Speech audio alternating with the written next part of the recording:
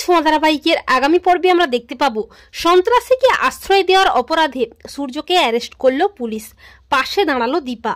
হ্যাঁ বন্ধুরা, আমরা এমনটাই দেখতে পাবো অনুরাগের ছোঁয়া ধারাবাহিকের আগামী পর্বগুলোতে।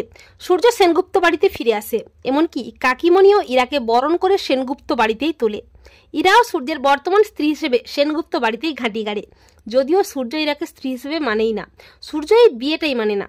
বেশ কয়েকদিন পর হঠাৎই সেনগুপ্ত বাড়িতে পুলিশ আসে। পুলিশ দেখে অবাক হয়ে যায় সবাই, আর ইরা পুলিশ দেখে ভয়ে লুকিয়ে যায়। পুলিশ বলে, doctor Surya Sengupta, you are under arrest. Police বলে, ডক্টর সূর্য সেনগুপ্তের বিরুদ্ধে রিপোর্ট আছে আমাদের কাছে, উনি একজন সন্ত্রাসী মহিলাকে আশ্রয় দিয়েছেন, আর তিনি এখনও এই বাড়িতেই আছেন। তিনি ওনাকে ফাঁসিয়ে বিয়ে করেছেন। তিনি ডক্টর ইরা নামে ঘুরে বেড়াচ্ছেন।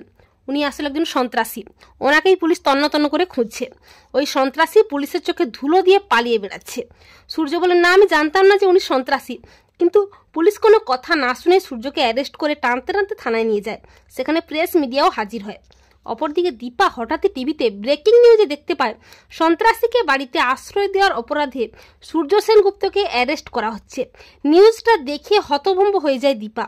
দীপা তড়িঘড়ি করে ছুটে আসে সূর্যের কাছে। সূর্যকে নানা মানুষ নানাভাবে অপমান করছে, আর ঠিক তখনই দীপা আসে। দীপা সূর্যের পাশে দাঁড়িয়ে বলে, না এসব মিথ্যে, উনি কিছুই করেনি, উনি হয়তো ষড়যন্ত্রের শিকার। আর দীপা প্রেস মিডিয়ার সামনেই পুলিশকে কথা দেয় যে ইরা যদি সত্যি সন্ত্রাসী হয় আমি নিজে ওকে পুলিশের হাতে তুলে দেব। এই বলে দীপা সূর্যের বিপদে সূর্যের পাশে দাঁড়ায়। তো বন্ধুরা, তোমরা এটাই চাও তো যে ইরার আসল রূপ যেন খুব তাড়াতাড়ি সবার সামনে আসে, আর দীপা যেন সূর্যের বিপদে সূর্যের পাশে দাঁড়ায়? কমেন্ট করে জানিয়ে দাও তোমাদের মতামতটি।